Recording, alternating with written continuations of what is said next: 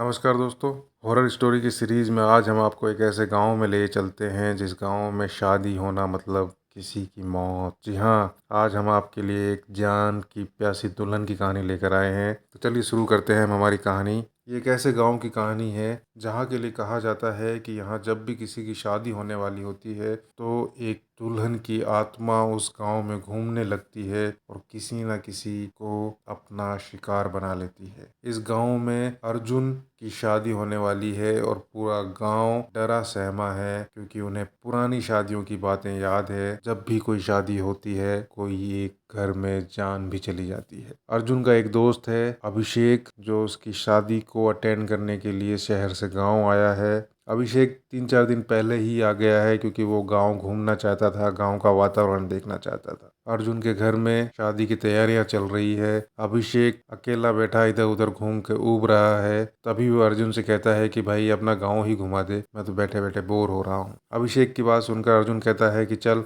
मैं तेरे साथ चलता हूँ और तुझे आज गाँव घुमा लाता हूँ। इतना बोलकर अर्जुन अभिषेक को अपने साथ गाँव घुमाने के लिए घर से बाहर निकलने लगता है। तभी अर्जुन की मम्मी बोलती है, कहाँ जा रहे हो बेटा इस समय? अर्जुन कहता है, अम्मा मेरा ये दोस्त शहर से आया है, बैठा बैठा बोर हो रहा है, इसको मैं गांव घुमा कर ले आता हूँ। उसकी मम्मी कहती है कि बेटा गांव घुमाने तो ले जा रहे हो लेकिन समय का याद रखना और अंधेरा होने से पहले घर आ जाना। तुम जानते हो ना अपने गांव के बारे में। अर्जुन जवाब देता है, हाँ हाँ अम्मा घबराओ मत, हम समय से वापस आ जाएंगे। ऐसा बोलकर वो दोनों गांव घूमने चले जाते हैं। अर्जुन का गांव काफी बड़ा है, सुंदर है, वहाँ बहुत चहल पहल है। अभिषेक को गांव घूमने में बड़ा मजा आता है। वो दोनों गांव घूम ही रहे होते हैं तभी अर्जुन के फोन पर उसकी माँ का फोन आता है और वो कहती है, तुम बेटा जल्दी घर आ जाओ, यहाँ कुछ काम है। अपनी माँ का फोन काटकर अर्जुन अभिषेक से कहता है कि मुझे घर जाना पड़ेगा, तू मेरे साथ चलेगा या अभी और गांव में घूमेगा? अभिषेक कहता है, तू घर जा, मैं थोड़ी देर में आता हूँ। अर्जुन अभिषेक से कहता है, अंधेरा होने से पहले घर आ जाना, देर मत करना। और ये बोलकर अर्जुन अपने घर चला जाता है।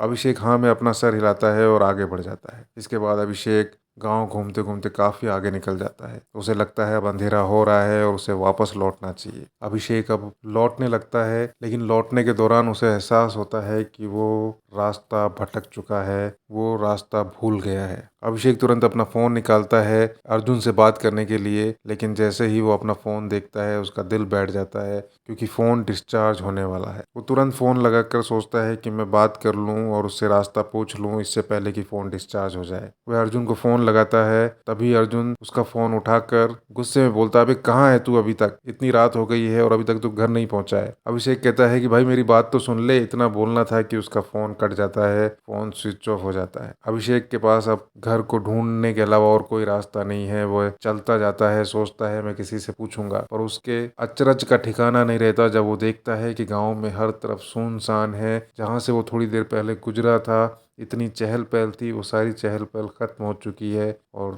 इस वक्त सारी सड़कें सूनी पड़ी हुई हैं। उसे दूर दूर तक कोई नजर नहीं आ रहा है। अभिषेक इधर उधर चले ही जा रहा है पर वो अर्जुन के घर का रास्ता नहीं ढूंढ पा रहा। रास्ता ढूंढते हुए अभिषेक को अब 2-3 घंटे हो चुके थे। अभिषेक थक चुका था। तभी उसकी नजर सामने खड़ी एक लड़की पे पड़ी जिसने दुल्हन जैसे कपड़े पहने थे और उसे देखकर वह मुस्कुरा रही थी। वो लड़की अभिषेक के पास आकर बोली, आ गए आप, अब मेरे साथ चलिए। अभिषेक के कुछ समझ में नहीं आता है। वो उस लड़की के पीछे पीछे चलने लगता है। थोड़े आगे जाने के बाद वो लड़की अभिषेक को एक सेहरा पहना देती है। सेहरा पहनाकर वो उसको एक गड्ढे के पास लेकर जाती है। उस गड्ढे में झांक कर जब अभिषेक देखता है तो उसके होश उड़ जाते हैं क्योंकि वहाँ बहुत सारे कटे हुए सर पड़े हैं और उन सभी कटे सरों पे दूल्हे का सेहरा पहना हुआ है। अभिषेक ये देखते ही वहां से भागने लगता है। अभिषेक भागता जा रहा है, भागता जा रहा है। भागते भागते अचानक उसके पैर एक जगह थम जाते हैं। वो देखता है कि उसके सामने बहुत सारे लोग खड़े हैं पर वो सभी बिना सर वाले हैं। वो समझ जाता है कि वो एक मुसीबत में फंस चुका है। उसे लगता है कि ये लोग शायद वही हैं जिनके सर मैंने अभी गड्ढे में पड़े देखे थे। अभिषेक उनसे बचने के लिए पीछे की ओर जैसे ही भागने लगता है वह देखता है कि वो दुल्हन बनी लड़की उसी की तरफ आगे बढ़ रही है।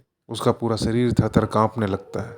एक तरफ से दुल्हन और दूसरी तरफ से बिना सर वाले दूल्हे दोनों उसकी तरफ बढ़ रहे हैं। वो जाए भी तो किधर जाए, उसे कुछ समझ नहीं आ रहा है। उसे लगता है कि आज तो वो गया, अब उसे कोई नहीं बचा सकता। अभिषेक एक जगह खड़ा हो जाता है, लेकिन तभी अचानक वहां तेज रोशनी होती है। उस तेज रोशनी के कारण वो दुल्हन और वो कटे सर वाले लोग पीछे हट जाते हैं। अभिषेक देखता है कि वो जहाँ खड़ा है वहाँ एक स्ट्रीट लाइट है, और वो स्ट्रीट लाइट जलने की वजह से वहाँ रोशनी हो जाती है। पर इस रोशनी से उसको बड़ी तसल्ली होती है, क्योंकि इस रोशनी के कारण वो दुल्हन और वो कटे सर वाले लोग उसकी तरफ आगे बढ़ना बंद कर देते हैं। अभिषेक समझ चुका था कि अगर उसे बचना है तो उसे यहीं खड़े रहना होगा, और वो रात भर वहीं खड़ा रहकर ये दुआ करता रहता है कि ये लाइट बंद ना हो। वो वहाँ खड़े खड़े पूरी रात निकाल देता है।